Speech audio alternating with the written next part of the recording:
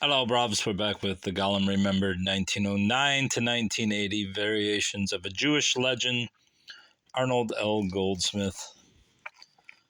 Honestly, don't know where I'm at in this book anymore. It's chapter 7, it looks like. So how many pages we got left in this chapter? A lot. No, not that many. Oh, this is the end of the book, honestly. 58? Yeah, I still got 14 pages, though. Maybe I should find out where I left off.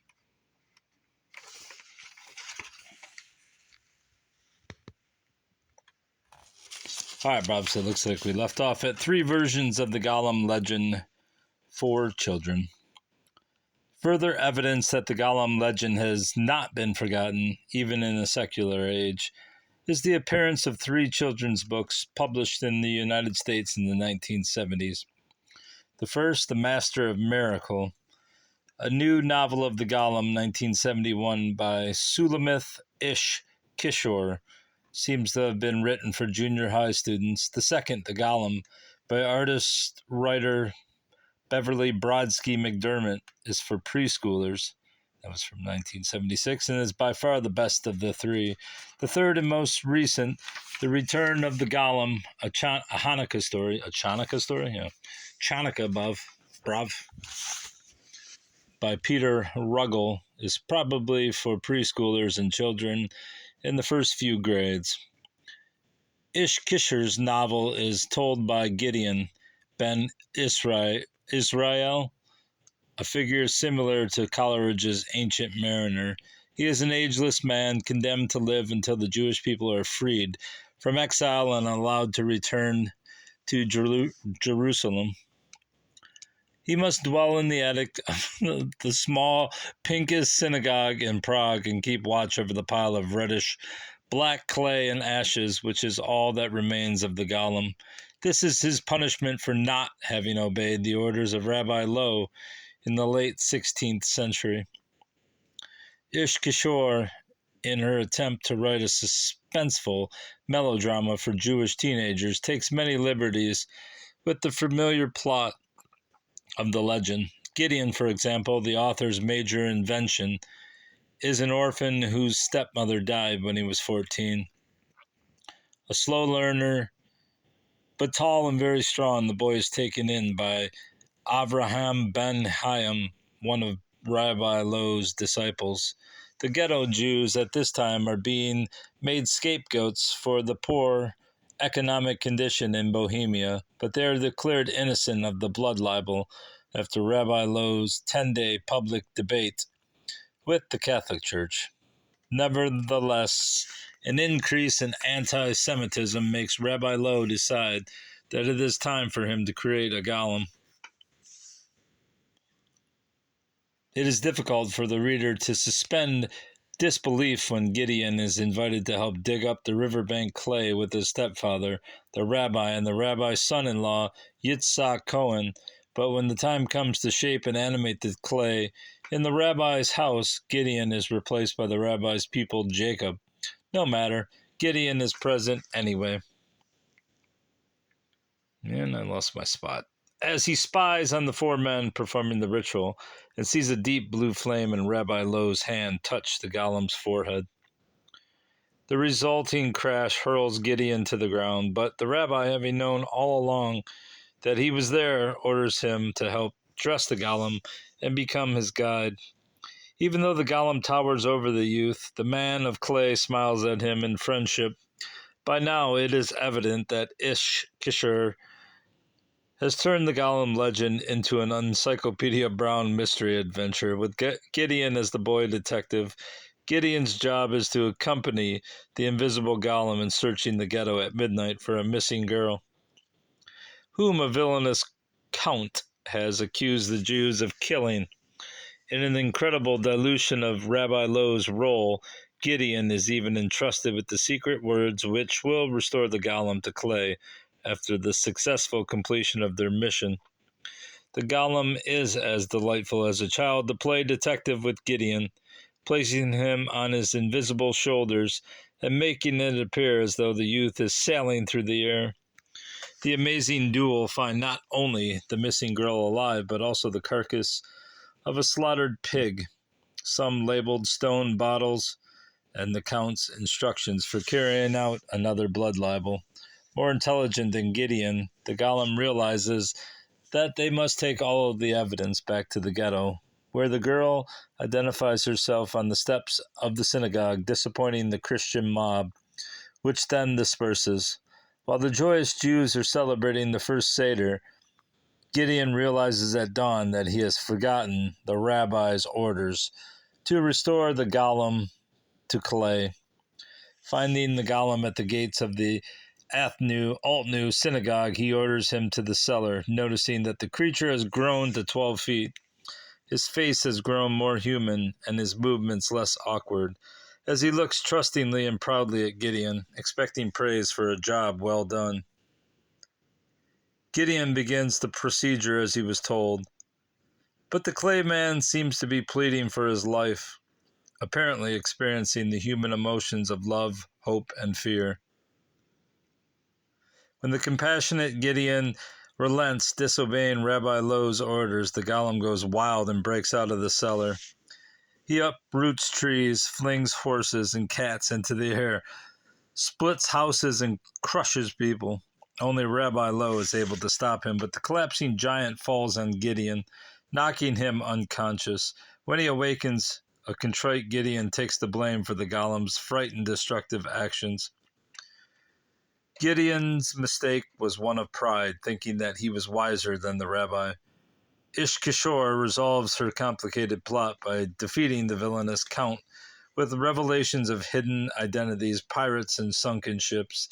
Gideon, however, must pay the penalty for his vanity. His head heals, but not his mentality. He will always have the brain of a child and remain alive until the Jews return to their homeland. His one reward is marriage to the rabbit's granddaughter.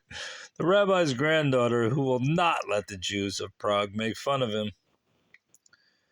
The second children's version is The Golem, a Jewish legend, a beautifully illustrated, unpaged storybook by Beverly Brodsky McDermott, who, like Peretz, realizes that less can be more. With only the barest retelling of the story, she lets her fascinating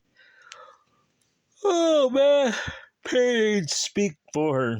In her prefatory note to the book, Miss McDermott explains that she had seen the German film based on the legend and researched her subject for 2 years, studying the symbolism of the Hebrew alphabet and the magical qualities attributed to letters and numbers by Jewish mystics. As I explored the mysteries of the Golem, an evolution took place. At first, he resembled something human. Then he was transformed. His textured body became a powerful presence, lurking in dark corners, spilling out of my paintings. In the end, he shatters into pieces of clay color and returns to the earth. All that remains is the symbol of silence. In Miss McDermott's version, a Rabbi Yehuda Lev ben Bezalel tells his wife Rivka of his dream in which the Jews are accused of the blood libel. With the help of 2 of his pupils, Isaac and Jacob, he creates a golem from the clay remains found in the attic of the synagogue. Whereas the movie and comic book versions stress the use of astrology and science, Mrs. McDermott goes back to the religious ritual involving the chanting of secret words. The golem eventually takes shape with flames and steam. He is mute because only God can give the gift of speech. When the rabbi breathes life into the clay, the golem remembers. Another time, and another rabbi long ago, Rabbi Lowe, of course, after animating the golem, Rabbi Bezalel places the name of God in his mouth. This nameless golem, divinely created, but as imperfect as his legendary predecessors, might have been content to visit the synagogue, listen to the songs of his people, and light the hearth fires in Jewish homes. But his wrath is kindled when, on the eve of Passover, he hears a man arouse a crowd to attack the Jews, whom he blames for the poor economic conditions. The blood libel is invoked and a Jewish home burned to the ground in the ghetto. At this point, the golem grows into a giant and crushes the mob with one blow. But he is not satisfied, destroying houses, uprooting trees, and hurling boulders. That ought to pick up the economy. Rabbi Bezalel orders him to return to dust, and as the golem looks at his master, the name of God falls from his gaping mouth. Picking up the clay remains, Rabbi Bezalel hides them once again under the holy prayer books. Wallace Marksfield reviewed Miss McDermott's Golem in the May 2nd, 1976 New York Times Book Review in glowing terms, claiming that few authors of children's books could succeed in retelling this elusive, enigmatic legend, and those few, I fear, even if they possessed Beverly Brodsky McDermott's prodigious gifts, would set about converting it into a sweet-tempered, squeaky-clean plea for interfaith harmony, or a pious parable directed against the abuse of power in general, and the CIA in particular. Mrs. McDermott avoids these risks and uses her remarkable talents with paint and prose to retell the story. Markfield's perceptive appreciation of the rich and resonant pages of this unusual book merits full quotation.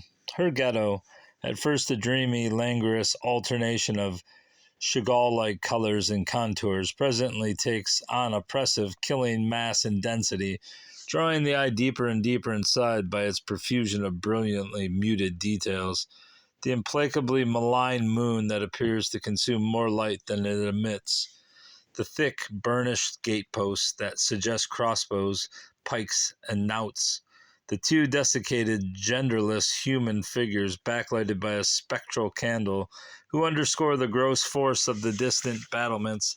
The house is shaped like gravestones and inscribed with imploring, despairing hands with Hebrew characters representing life, eternity, rapture, the absolute, and nothingness. The cast iron soup pot transfixed in the air and holding only a tiny, sickly green chick.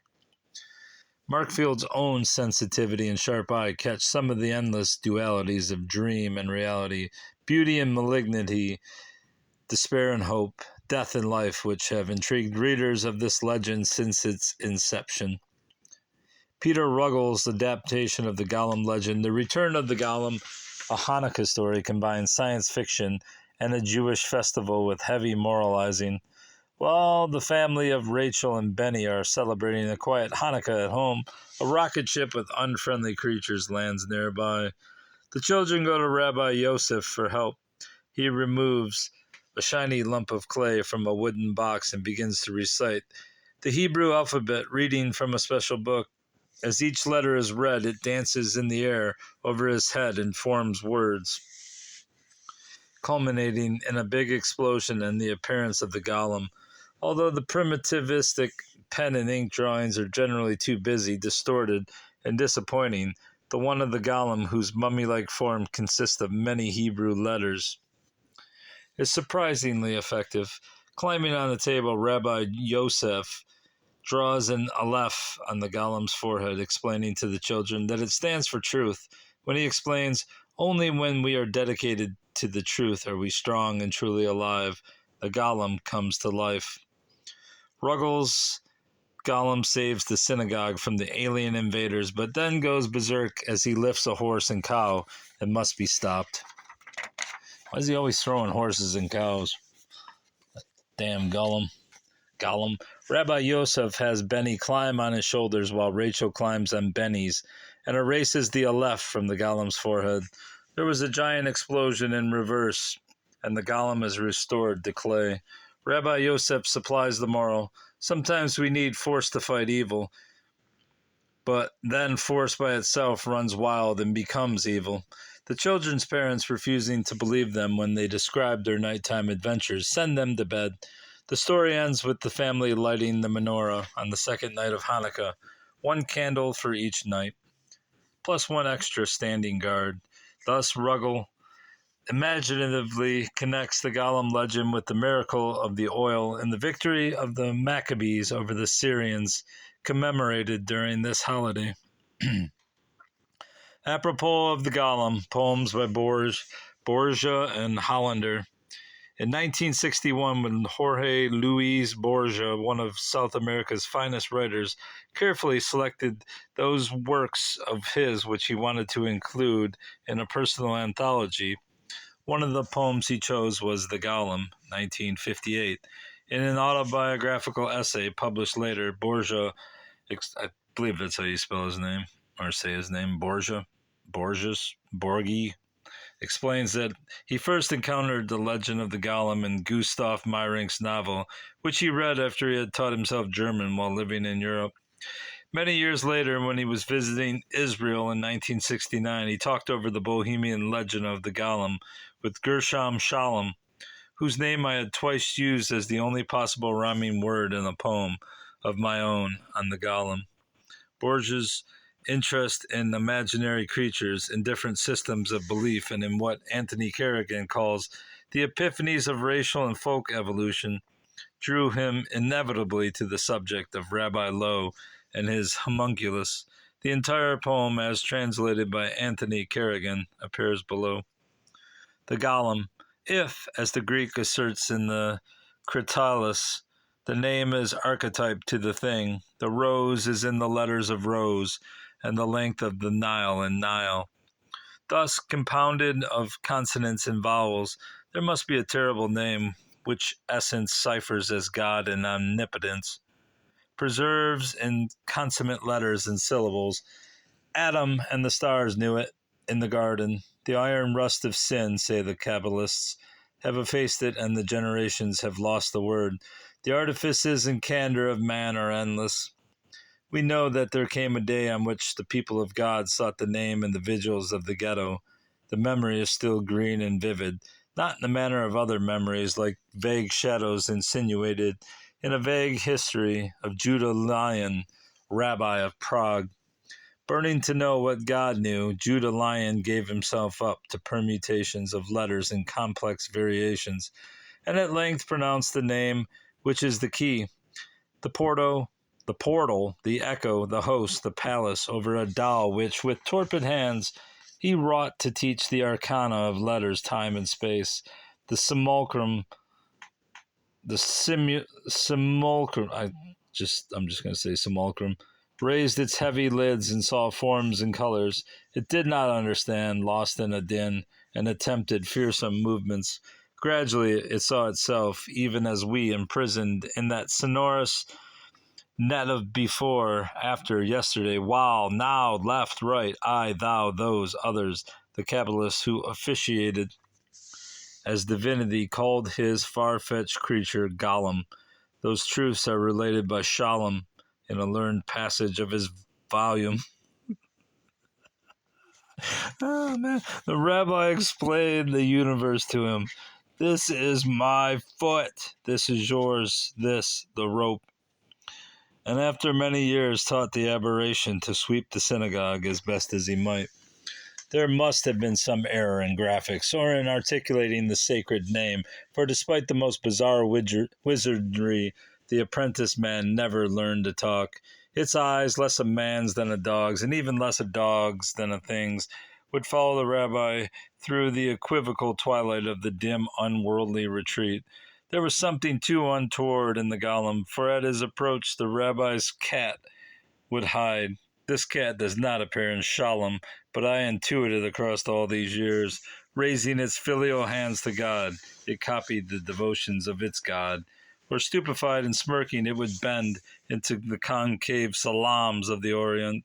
The rabbi gazed fondly on his creature, and with some terror, how, he asked himself, could I have engendered this grievous son and left off in action which is wisdom? Why did I decide to add to the infinite series one more symbol? Why, to the vain skein which unwinds in eternity, did I add another cause of and woe? Vain skein reminds me of Dwayne saying, at the hour of anguish and light, he would rest his eyes on his Golem. Who can tell us what God felt as he gazed on his rabbi in Prague? Borgia's Golem consists of 18 quatrains. It is quite likely that he chose this number of stanzas because of his interest in the symbolism of Hebrew letters and numbers. The number 18, high, means life, and both Borgia and John Hollander, in his poem Letter to Jorge Luis Borgia, apropos of the Golem, may have chosen this number to suggest that this old legend still lives. The tone is light, even playful, as the poet deals with serious philosophical and theological questions which remain unanswered.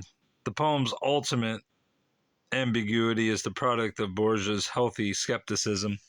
The Golem begins with the word if, and the last three quatrains end with question marks.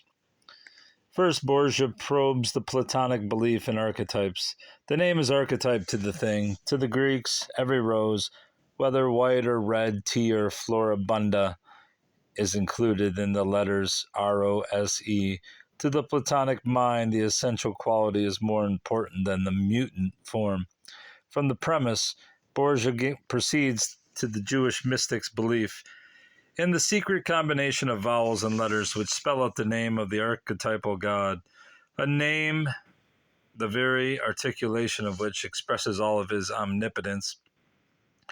Adam also learned the power of expressing the essence of things by giving them names, but after centuries of sin, man can no longer remember the word. These reflections bring Borgia to the subject of his poem, Rabbi Judah Lowe's decision to create a golem. Like Levick, Borges thinks that Rabbi Lowe may have suffered a great intellectual pride, burning to know what God knew. This master of the Kabbalah knew the right combination of letters and complex variations, and at length pronounced the name which is the key. Thus he succeeded in animating the doll, the simulacrum, which he wrought to teach the arcana of letters, time, and space. The bewildered Golem found himself, like other men, ensnared in a heavy net of temporal, physical, and social restraints. Before or after yesterday, you're repeating the whole thing. Before or after yesterday, well, now, left, right, I, thou, thous, others. It is at this point, a little beyond the halfway mark of the poem, that Borges playfully uses his first exact rhyme and a parenthetical aside. The Kabbalist who officiated as divinity called his far-fetched creation Golem. These truths are related by the Shalom in a learned passage of his volume. It is interesting to note that Borges followed Gershom Shalom's early error, which Shalom later corrected in claiming that the Golem was incapable of speech.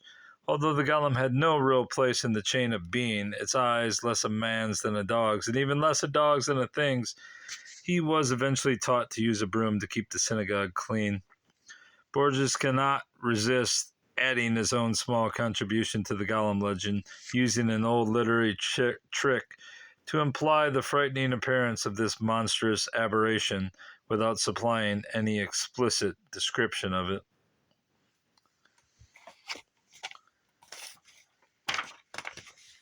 Let me pause here for a second. There is something too untoward in the Golem, for at his approach the rabbi's cat would hide. This cat does not appear in Shalom, but I intuit it across all these years. The parenthetical aside with its second Golem, Shalom rhyme, undercuts the horror and shows once again the fun Borgia's is having, unlike me, who will stop here at the 24-minute mark. Just so there's 4 or 5 pages left. I probably could finish, but I don't think I can within my 33-minute limit that the Illuminati has supplied me. All right, Bobs, that's going to be all for now. Goodbye.